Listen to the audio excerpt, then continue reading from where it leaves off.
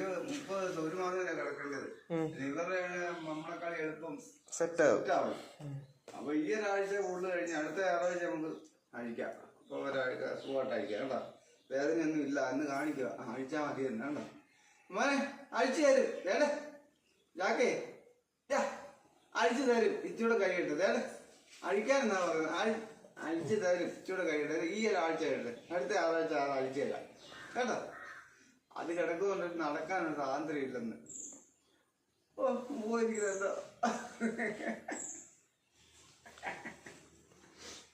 അഴിച്ചു തരാം.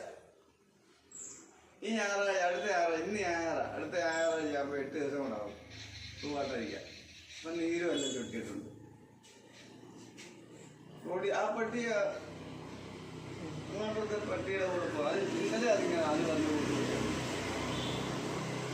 ഞാനും ഇല്ല.